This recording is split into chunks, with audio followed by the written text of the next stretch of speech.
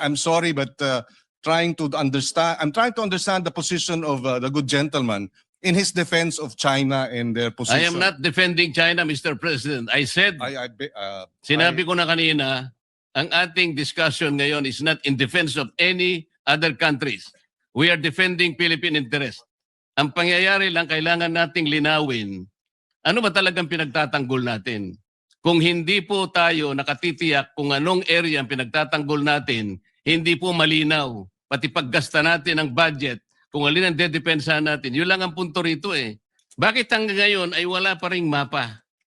What specific obstacles have prevented the production and publication of this map for over 10 years? Does NAMRIA dispute that Section 3 uses the word shall indicating mandatory and not a discretionary duty? Mr. President, Taiwan or Vietnam did not threaten us publicly. 2 weeks ago, the Embassy of China said the uniform, if I may quote, a word of advice to relevant individuals in the Philippines, immediately stop making provocations and stop confusing right and wrong, or they will pay the price for what they did. Embassy officials sa Pilipinas, tinatakot tayo. Tama ba yun? So again, Mr. President, yes, we have had these incidents with Vietnam. Oo, meron tayong naging insidente sa Taiwan, pero isolated incidents. In fact, yung sa Taiwan, iisa lamang ata sa loob ng 20 taon. Yung sa Vietnam ata, iisa rin lang siguro sa 10 taon. Hindi iba. Sa China, araw-araw tayong hinaharas, araw-araw tayong nandyan, nagtayo na nga ng kanilang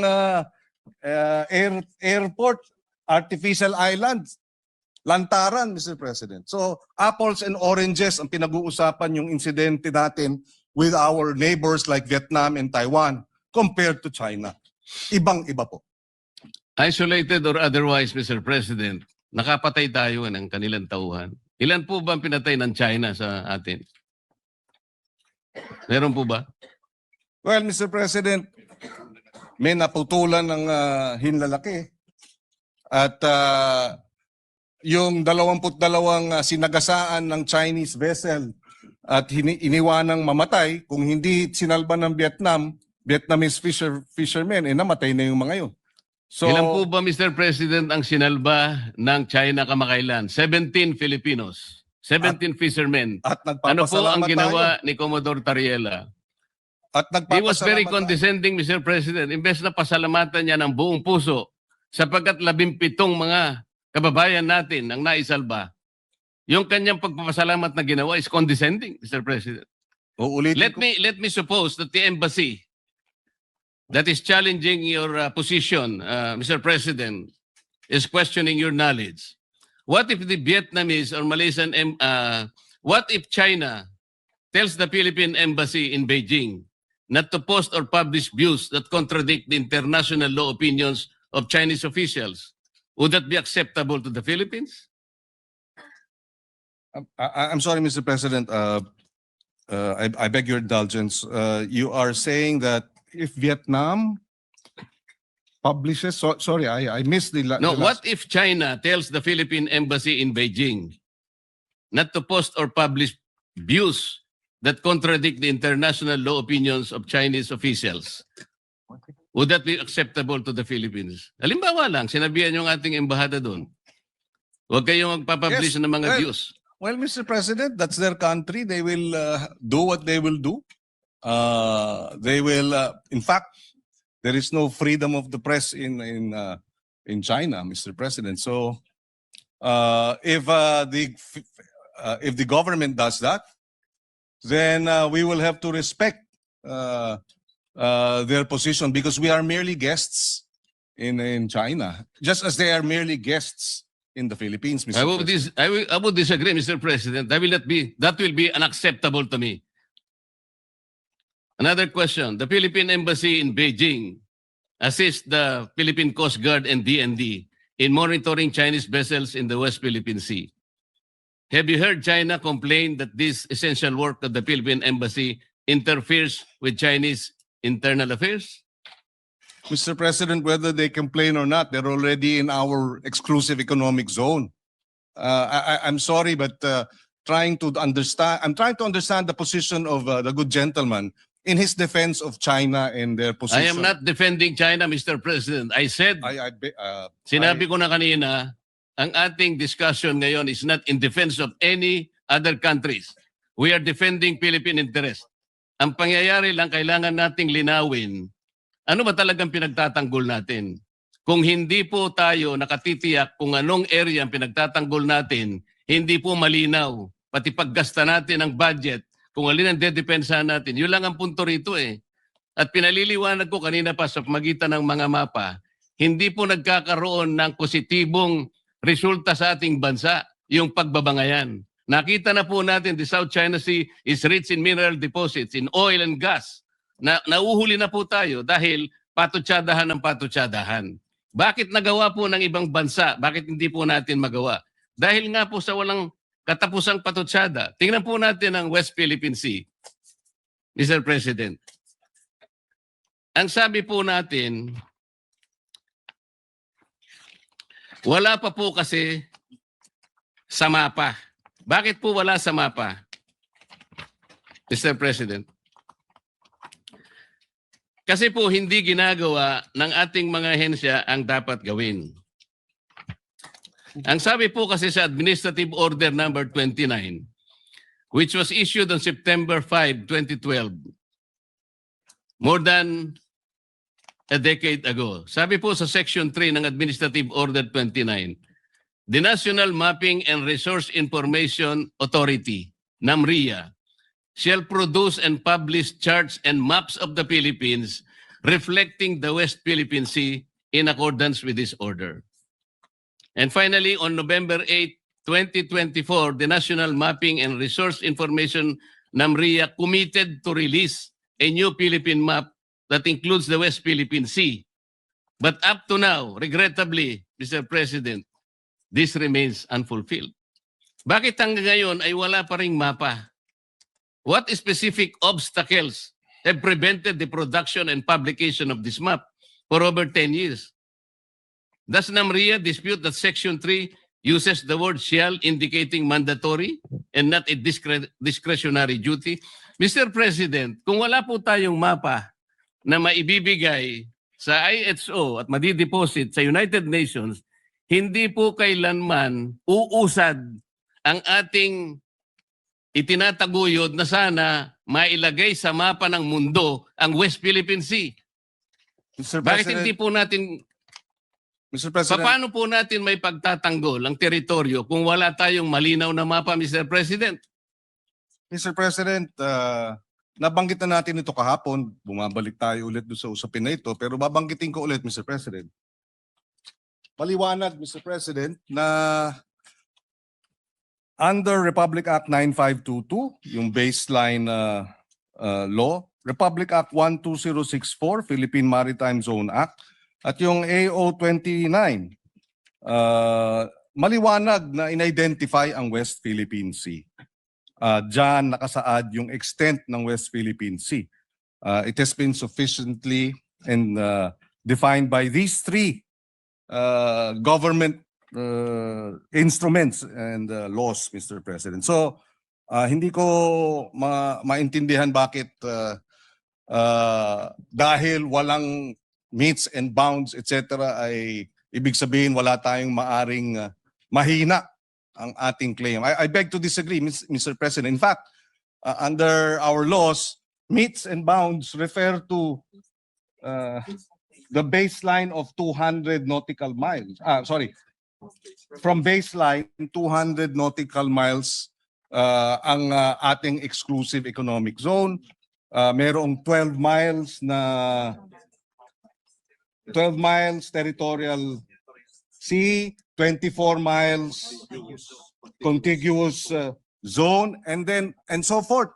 Yun ang UNCLOS, Mr. President. Kaya hindi ko naintindihan bakit pinipilit itong pag-define ng meets and bounds ng West Philippine Sea kung na-define na. Besides, Mr. President, ayon sa UNCLOS, yung purpose nung pag-submit when UNCLOS obliges states to show the coordinates of maritime zones and submit and deposit the same, it is only for the purpose of publication and information. And it is made a condition, it is not made a condition sine qua non for entitlement. This is, Mr. President, UNCLOS Article 16, 75, and 84. So, hindi ibig sabihin dahil hindi natin nasasamite sa UNCLOS, gaya ng nabanggit ng ating butihing senador, na wala na tayong kapangyarihan o lakas o basehan para ipaglaban yung West Philippine Sea, Mr. President. It is only for purposes of publication and information. Mr. President, ang laki po talaga ng hindi natin pagkakaunawaan sa bahaging ito. I am not questioning What is this? the extent of the exclusive economic zone. This is 200 nautical miles from the baseline. That is also the extent of our continental shelf. Contiguous zone is 24 miles, nautical miles. Territorial sea is 12 miles from the basic line. Hindi po yun ang pinag-uusapan natin, Mr. President. Sinabi lang kasi ng AO29 and Presidential Decree 1596, dinefine niya lang yung West Philippine Sea. Ang kulang, sabi po ng steps na dapat gawin, sinabihan nga ng executive order ang NAMRIA . Gumawa ka na ng mapa, kasi po yung mapa, yan po yung magbibigay ng coordinates. Isasubmit po yan. Ito, basahin ko na po. Section 4 of Administrative Order 29, Series of 2012, requires relevant government agencies such as DFA, kasama na po yung DFA, not only to deposit with the United Nations Secretary General the country's official map reflecting the West Philippine Sea, but also notify international bodies such as the International Hydrographic Organization of the same. Ayun po Section 20, Section 4. Kung hindi po tayo magsasubmit ng mapa, saan po kukunin ang coordinates? Yun lamang po ang paraan para po yung ating pinapangarap, pinapanaginip na West Philippine Sea, mailagay naman po sa mapa. Yun po ang pinakamaganda. At pagkatapos nating mailagay sa mapa, ay lalakas po lahat ang ating paninindigan dahil nakalagay na po sa mapa . Kahapon po pinakita ko yung South China Sea. Hindi po ibig sabihin na yung South China Sea, sa China po yun. Hindi po. Pangalan lang yun . Yung 6.1, yun ang chapter po doon sa S-23 para basahin po ninyo at makita ang coordinates. Wala po tayong pinagtatalunan tungkol dito. Hindi ko po kailanman dinidepensa ng China. Gusto kong palakasin ang ating paninindigan dito. Bakit hindi po tayo magkaintindihan? Napakasimple lang nun. Wala pong coordinates talaga. Ang mapa lang po ang magbibigay ng coordinates. Malamang marahil hindi tayo magkakaintindihan dahil gaya ng nabanggit ko kahapon, kahit na magdebate tayo hanggang,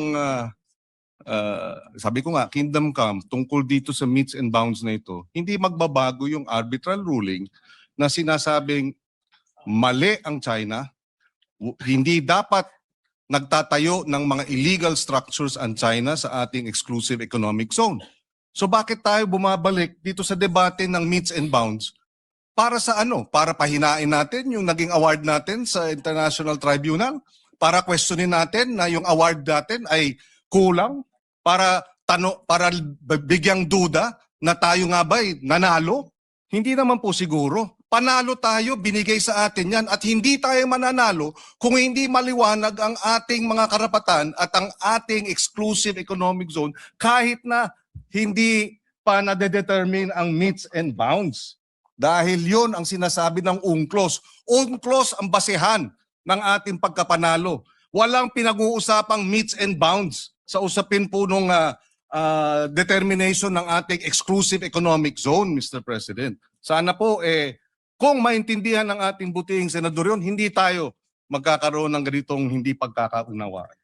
Kasi binanggit po ninyo kahapon yung Administrative Order 29 at saka yung Republic Act 12064. Ang sabi po ninyo, doon makikita yung mga coordinates. Basahin po ninyo kung merong coordinates. Hindi po natin sinabing doon po makikita ang coordinates. Ang sinabi po natin, ay nakadefine doon ang ating ang West Philippines. Dinefine nga po, Mr. President, na pinag-uusapan, paano maitatala nga po sa mapa? Ayaw ba nating itala sa mapa, Mr. President? Yun lang po ang punto eh. Binabanggit kasi natin at sa batas natin, ni-require po ang NAMRIA at ni-require din ng DFA na mag-submit ng mapa hanggang ngayon. 12 years na po nakararaan. Ba't hindi po natin maitala? Napaka-importante po na magkaroon. Just for the information of the good senator, 2024 meron na pong mapa ang NAMRIA. So hindi totoong wala pang Ang sinasabi ko po, Mr. President, hindi po sinasubmit sa mga kinaukulang dapat hindi po, ang ipag-submit. sinabi po ninyo wala pang mapa. Iba po yung hindi sinasubmit. Kahit na may mapa po, kung hindi nyo sinasubmit, hindi rin po tayo magtatagumpay sa ating paninindigan na maitala natin po sa pandaigdigan talaan ng mga dagat ang West Philippine. Hindi po ba importante sa inyo na maitala natin ang West Philippine Sea?